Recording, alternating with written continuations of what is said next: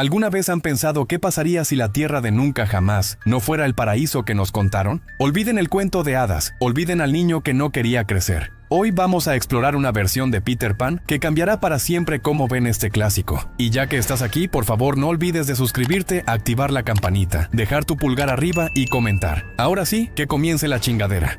¡Se armen los pinches chingadazos! Imaginen un universo cinematográfico donde los cuentos que amamos se retuercen en algo mucho más oscuro. En el corazón de este nuevo mundo encontramos a un Peter Pan reinventado. Ya no es el símbolo de la eterna juventud, sino una presencia siniestra, una figura obsesiva que ha convertido nunca jamás en su patio de recreo personal, distorsionando cada rincón de fantasía hasta convertirlo en una pesadilla. Este no es un capricho, es un lore profundo tejido con hilos de trauma y delirio. Aquí, el polvo de hadas podría ser una metáfora de algo mucho más adictivo, y el deseo de no crecer esconde un miedo patológico a la realidad. Los niños perdidos no son aventureros alegres, sino almas atrapadas, su inocencia corrompida y manipulada por un líder carismático pero aterrador.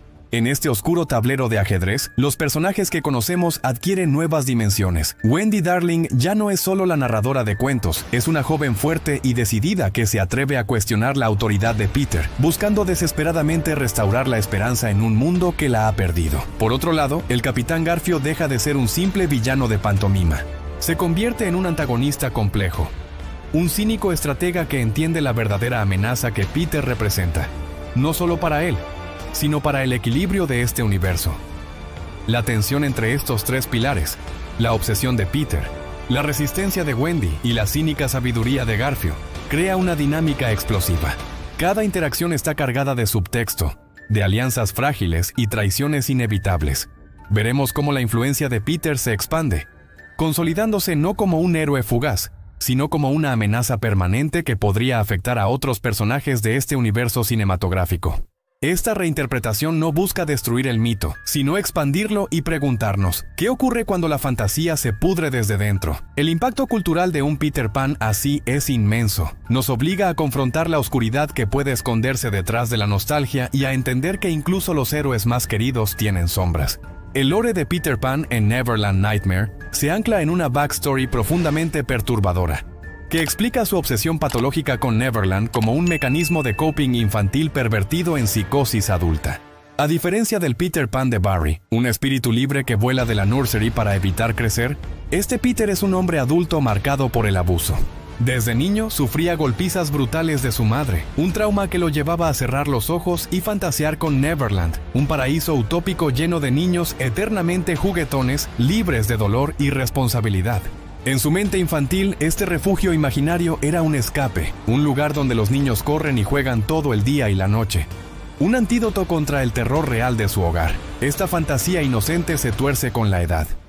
Al convertirse en adulto, Peter canaliza su trauma en una misión distorsionada: salvar a otros niños de la adultez robándoles la vida, enviándolos a un Neverland literal que él percibe como real. En el prólogo de la película, ambientado 15 años antes de los eventos principales, lo vemos como un mimo en un circo temático llamado Neverland. Vestido con maquillaje blanco y negro, evoca la imagen de un payaso siniestro, inspirado en el Joker de Joaquin Phoenix, seleccionando víctimas entre la audiencia infantil. Su primer intento documentado es el secuestro de un niño de 13 años llamado James.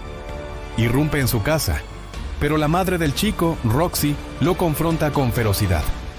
En una lucha visceral, ella le desfigura el rostro con un arma improvisada, pero Peter la asesina brutalmente y huye con el niño. Este incidente lo deja con cicatrices permanentes, obligándolo a usar máscaras para ocultar su deformidad, un detalle que simboliza su rechazo a la realidad adulta y su adhesión a la ilusión.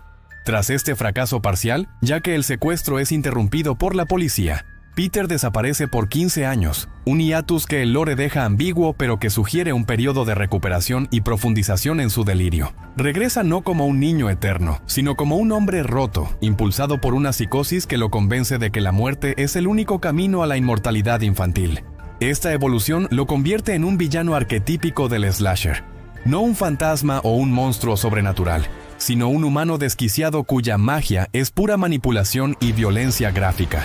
La transformación de Peter Pan, de héroe a asesino en serie. En Neverland Nightmare, Peter Pan no es el pícaro juguetón que enseña a volar, es un depredador calculador, un pesadilla de todos los padres. Interpretado por Martin Portlock con una intensidad perturbadora, este Peter mide alrededor de 1.80 metros, con cabello desgreñado, ojos hundidos y una sonrisa maníaca que revela dientes irregulares. Su desfiguración facial, una mejilla rasgada y expuesta, lo obliga a robar máscaras de tiendas de disfraces, evocando la dualidad de su identidad. El niño que nunca crece por fuera, pero que ha madurado en crueldad por dentro. Su modus operandi es escalofriante en su simplicidad. Conduce una furgoneta pintada con el nombre Neverland, adornada con dibujos infantiles y banderas rojas que parodian el barco pirata de Hook. Usa su encanto fingido, canciones de cuna y promesas de aventuras eternas para atraer a niños solitarios o vulnerables. Una vez capturados, los lleva a su guarida, un antro de drogas y muerte disfrazado de nursery, lleno de juguetes oxidados, ataúdes improvisados y estanterías con libros del TCU como Winnie the Pooh, Blood and Honey y Bambi, The Reckoning. Aquí, envía a sus víctimas a Neverland mediante estrangulamiento o mutilación, creyendo genuinamente que sus almas viajan a ese paraíso imaginario. El lore profundiza esta transformación al insinuar elementos sobrenaturales sutiles. Peter alucina con su propia sombra, un eco del Peter Pan original, que le susurra nombres de nuevas víctimas, guiándolo como un oráculo demoníaco. Esta sombra no es mera psicosis. En el TCU podría conectar con entidades más amplias, como las fuerzas corruptoras que transformaron a Winnie the Pooh en un asesino. Físicamente, Peter exhibe una resistencia inhumana. Sobrevive a heridas graves, se recupera de caídas y en la clímax despliega poderes como una fuerza sobrehumana que lo hace parecer invencible. Críticos han notado que esta versión encarna el síndrome de Peter Pan llevado al extremo, un miedo paralizante al envejecimiento que lo impulsa a perpetuar la infancia mediante el genocidio infantil. En términos visuales, el diseño de Peter es un homenaje grotesco al canon. Lleva una túnica verde raída pero manchada de sangre. Sus zapatos puntiagudos están cubiertos de barro de los bosques donde acecha, y su risa histérica, un eco distorsionado del "piensa en cosas felices".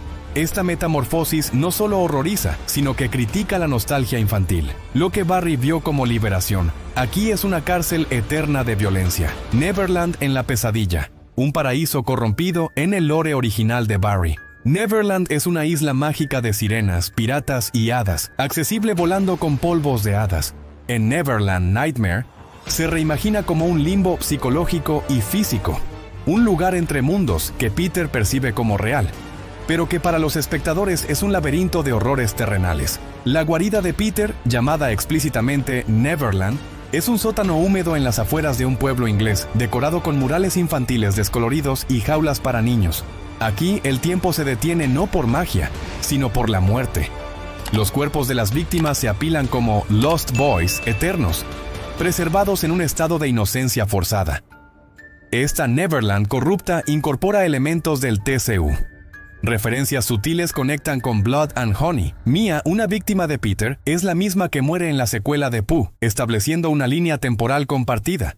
El bosque circundante, donde Peter acecha, evoca el 100 Acre Wood ensangrentado, sugiriendo que Neverland es un nodo en una red de reinos malditos. En visiones inducidas por drogas, Peter ve la isla clásica, con el segundo estrella a la derecha guiando su camino, pero corrompida, sirenas devorando niños, piratas como Hook acechando en las sombras.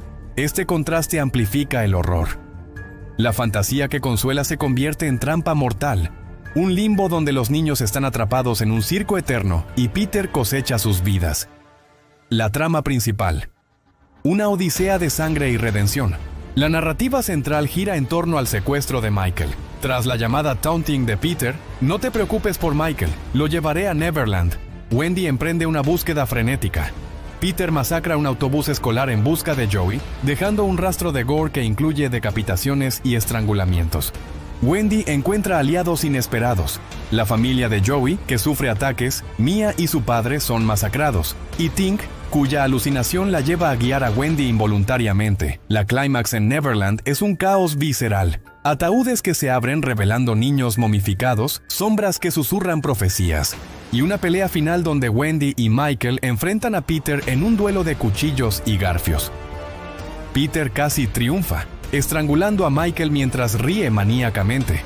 Pero la intervención de Tink, en un momento de claridad post-sobredosis, y la astucia de Wendy lo derriban. Herido pero no muerto, Peter escapa volando en una alucinación hacia la segunda estrella, insinuando su regreso. El universo expandido, Peter Pan en el TCU y más allá. Neverland Nightmare no es un standalone. Integra a Peter en el TCU, donde cruza con Pooh, Bambi y Pinocchio. En Poohniverse, Monsters Assemble, anunciado para 2026. Peter es uno de los Big Bats junto a Mary Poppins y el Sombrerero Loco, planeando una invasión de reinos corruptos. Su lore se expande. La sombra podría ser un portal a un limbo circense, donde cosecha almas, conectando con el abuso infantil como tema recurrente. Ver Pooh's trauma por abandono. Críticos mixtos elogian su audacia, un conglomerado psicótico de locura y adicción, pero critican el pacing y la falta de profundidad en motivaciones. Aún así, con 1.6 millones en taquilla, solidifica el TCU como un fenómeno de culto. Finalmente, el lore de Peter Pan en Peter Pan's Neverland Nightmare es una disección brutal del mito, un niño eterno que, al negarse a crecer, se convierte en el arquitecto de pesadillas ajenas, de su trauma materno a su reinado de terror, pasando por aliados rotos como Tink y rivales como Hook. Este Peter encarna el horror de la inocencia perdida. En un mundo donde los cuentos infantiles sangran gore, su historia nos obliga a cuestionar: ¿es Neverland un sueño o la peor cárcel? Como Peter escapa herido hacia las estrellas, el TCU promete más oscuridad, recordándonos que algunos niños nunca deberían volar solos. Si Barry pudiera verlo, ¿reiría o lloraría? En esta pesadilla solo queda el eco de una risa maníaca. ¿Qué les parece esta versión? ¿Creen que es una evolución necesaria o una traición al original? Déjenme sus opiniones en los comentarios. Muchas gracias por acompañarme en este viaje. Si les gustó, no olviden darle a like, suscribirse y activar la campanita para no perderse más análisis como este. Nos vemos en el próximo video.